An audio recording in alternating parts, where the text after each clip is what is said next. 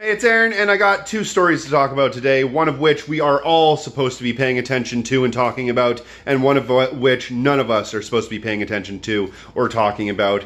And today I'm going to talk about both of them, but I'm going to start with the most important one, the one we're not supposed to be paying attention to, and that's the Wet'suwet'en people. And then in a minute or two, or in about 10 minutes or so, I'm going to talk about the thing that we are all supposed to be paying attention to, which is the Democratic debate. So if you want to watch just about the Democratic debate, which you shouldn't, you should watch the first part because it's more important, then skip to the 10-minute mark. If not, then let's get started. First of all, starting with the Wet'suwet'en protests. If you don't know what's going on, I made a video about this just the other day. Basically, there is a native band, a native group of people that are known as the Wet'suwet'en people, who are basically creating a whole mess of blockades across Canada right now to protest a natural gas pipeline that is being pushed through their territory. Now, according to the news, which, you know, take it or leave it, it's Canadian news, but it doesn't mean that it's any less biased. They are saying that it is roughly split between the Wet'suwet'en people on how many people want to have the pipeline pushed through versus how many people don't want the pipeline pushed through. Regardless of all of that, it is up to them whether or not they, how they want to work out that sort of situation. It has nothing to do with the Canadian government. They are considered their own sovereign people, and apparently, according to the laws and so forth that I've seen, their territory isn't even technically part of Canada, but that doesn't really matter to the RCMP and the government, because they've done whatever they really wanted to go onto their property, go onto their land, and disrupt these people in all manner of different ways. There are a lot of counter-protesters now that have come out and tried to stop the blockades, pro-gas protesters that have come down and physically removed blockades, blocked the native people from being able to stand on the train tracks to try to stop the trains from being able to pass through. A lot of things have happened in the last few days as well. And even within the last, I believe, couple of hours, the RCMP have been told by the Safety Minister of Canada that they are going to have to stand down and take their troops, their forces back out of Wet'suwet'en territory. And in return, he expects the Wet'suwet'en people to dismantle their barricades and stop their protest and actually give in to the injunction that was brought to them about a month ago, saying that they weren't able to do anything about this pipeline being pushed through, and specifically that they weren't able to be blocking any of the roadways or railways and stopping the trains and trucks and so forth from going through. So obviously this is a big deal, but something that I want to take away from all of this that I think is actually really quite interesting is that this is where we're kind of starting here in Canada. I mean, there have been protests,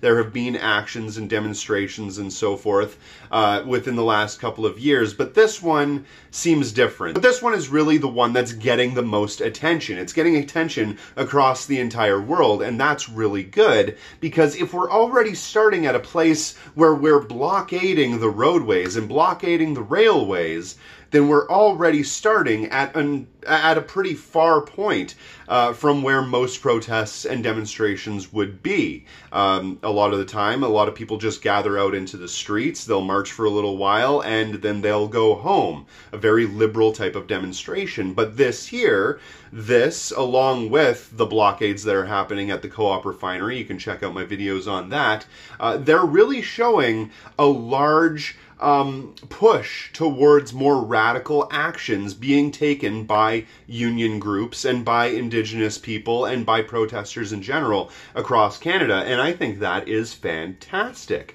It's really good to see people actually going out there, getting active, getting involved, and doing it in a way that actually makes a massive difference. You see, it did not take a lot of people to go out there and block those roadways and railways and that sort of thing. but it got immediate attention. It goes back to this thing that I've said many, many times in the past, where all you need a lot of the time is 16 dedicated people to go out there and chain themselves to a doorway, and you will get mass media attention, because that is something that they can't not pay attention to. When you shut down the agricultural industry, or the whatever it is, the roadways, the railways, no matter what you do, when you're making an action that big, the media has almost no choice but to cover that. So you're going to get your message out there. Now, is it always going to look good on the liberal media? Absolutely not. They're going to do whatever they can to make all actions, all demonstrations look bad. They're going to make you look like criminals. They're going to make you look like you're violent, or like you're doing something that is unlawful. But the thing about the rule of law is the rule of law was dictated to us, was created by the ruling class. And when the ruling class is the one that makes the rules, then the rules are going to favor those who are in the ruling class. And obviously, the ruling class involves all of the people that own the railways and the trucking industries and the ports and that sort of thing. So shutting those places down, shutting those points of commerce down, has an immediate effect on the entire economy, on the entire country, because those are the people that own those businesses. Those are the ones that basically run the country at this point. If you're able to shut down the banking industry, you would see an immediate explosion of all kinds of media and press and that sort of thing directed at those groups, because that's something that makes a real difference. That's something that can actually make, like I say over and over, real change. And it reminds me very much of the whole yellow vest movement in France. Now, in France, not every single person in the yellow vest movement is doing it for necessarily the right reasons, but they're going out there, they're getting active, and they're doing things that are actually stopping or impeding the capitalist industries and businesses that are there. They're blocking roadways, they're blocking the streets, they're blocking certain businesses and that sort of thing, and that's fantastic. And that's where we need to be here today. Canada isn't necessarily known as a pro-protest kind of country. I mean, we're still technically part of the British Empire. We still have the Queen on our money. And we never really went through that extreme revolutionary phase, at least not like the United States did. Canada is one of those countries where it pays lip service, to a lot of liberal ideas, a lot of liberal ideologies. It hand waves at a lot of woke ideology, right? But it doesn't actually give us the things that people actually honestly need. Right now, United States and Canada are the only two modern countries where you actually have to pay exorbitant amounts of money to the drug industry to get drugs that you might need just to survive. Canada is, like I said, it pays lip service to wokeism. And in fact, it's the worst possible thing to do in a country like ours, because it gives us the false impression that we're actually helping and that we're actually doing something. Seeing somebody like Justin Trudeau, up there talking about how we're going to, eliminate plastic straws or whatever, while at the same time pushing through a natural gas pipeline through indigenous territory, and large XL pipelines pushing bitumen and so forth that could completely destroy natural land and decimate a lot of these reserves. It ends up creating a situation where people are looking at Justin Trudeau thinking, wow, what an amazing guy, what a great, incredible figure, while they are going ahead and just destroying the planet and bringing us backwards every single day, just bringing us further and further back into the fucking sea. So, yeah, so I got a little bit off topic there, but like I was saying, I'm really, really happy with the movements that the Wet'suwet'en people have done. I'm really, really happy that they've been able to do as much action as they have been able to do, and shutting down that industry is a big deal, and it got immediate attention. Of course, it's not all going to be positive, but it never is. So I stand in solidarity with the Wet'suwet'en people, and I hope that you continue the fight, and I hope that you don't let this little hiccup stop this movement, because this is important. This needs to happen, and solidarity, comrades. Now, getting into the story that we are all supposed to be talking about, the debate. Now, I'm going to run through this quickly because I've already ran through about 10 minutes of time here, depending on the editing, so I'm going to just jump right into it and talk about a few of the highlights that I seen when I watched this complete spectacle, this total distraction, this ridiculous, pointless mess. I just want to jump off the hop by saying Bernie Sanders looked presidential. He looked amazing. He looked like he was ready to fight and win, and everything that he said brought himself back towards this whole idea of not me, us. Right? And this is something that I've said many times in the past. Bernie Sanders doesn't even look like he wants to be the fucking president. He just knows that he's the only one that's in a position where he can actually bring people health care and eliminate student loan debt and really help the people in an honest, real way. And I think that's fantastic. If somebody is so motivated that they want to do something to help the people so badly that they're willing to get down and dirty in this disgusting pit, this mess of mud that is this spectacle of the Democratic primary debates and the election in general, that's commendable, and I really, really appreciate that. And at this point, seems as though Bernie Sanders is the only candidate that is worth even thinking about. But there were a couple of standouts in this debate that I do want to talk about a little bit, one of which being Elizabeth Warren. Now, I've had my problems with Elizabeth Warren. I think that she's lied about a lot of different things. She's lied about being Native American, which is absolutely abhorrent. She's lied about a whole number of things, Medicare for all, supporting it and then not supporting it and then sort of supporting it and so forth and so on. She used to be a Republican, all of those, not like people can't change, of course they can change, but it just adds to the pile of all of the other things that I'm not super duper happy about. And I've come out several times talking about how I think Elizabeth Warren can be damaging or disruptive to the United States in the way that it is right now. But last night in that debate, it was kind of amazing watching Elizabeth Warren work, because she did such an incredible job at just being this attack dog, just eviscerating Bloomberg. And it was beautiful. It was absolutely fantastic. She was able to tear him apart on his sexual assault allegations. She was able to tear him apart on a number of different points.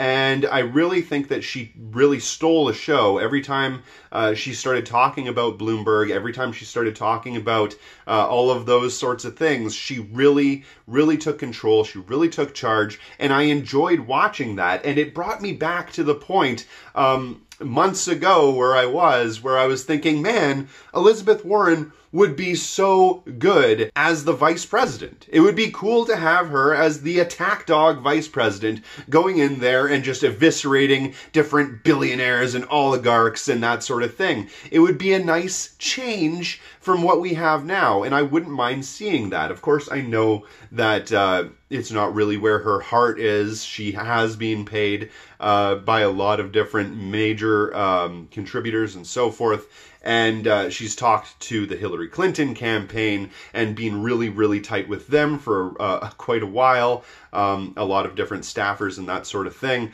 So I know that it's kind of an illusion seeing her like that and wanting her in that position. But still, in my heart, I was like, you know what, Elizabeth, I wish that you would just stay on this path, because this is where you're good. This is what you were meant to do.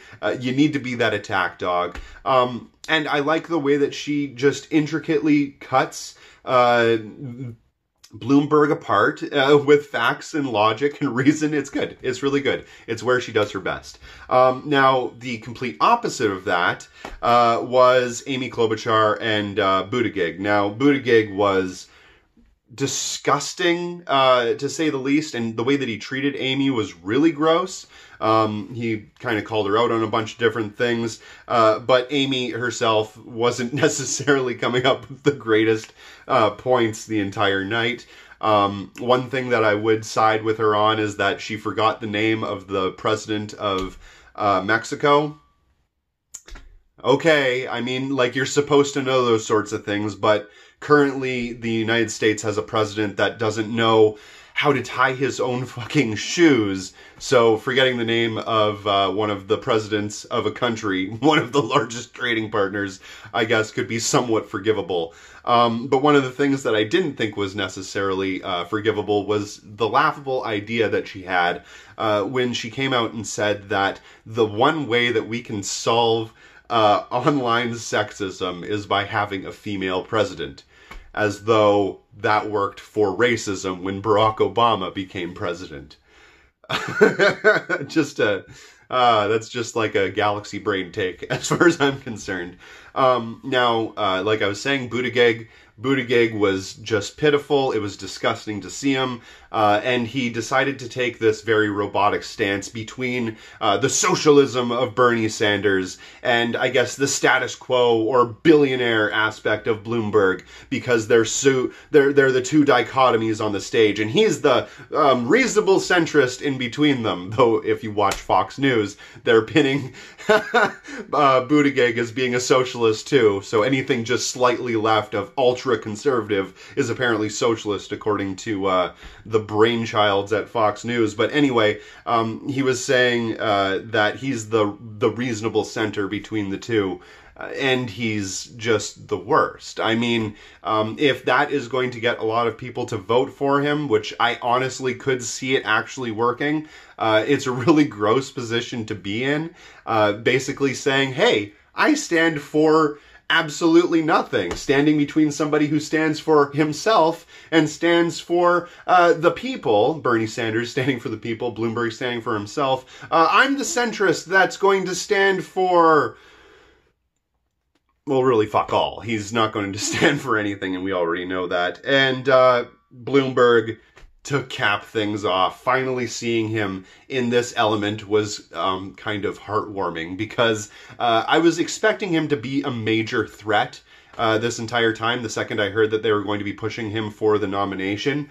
And seeing him actually out there on the debate stage made me a little bit warm inside, because I realized that he's just nothing more than a doddering, confused, slimy little individual. And I do mean little, and that I don't mean to be heightist or anything. He's just little when it comes to morals and ethics and height. So he's just a slimy, totally like useless individual, and he's just not as smart as I think he thinks he is.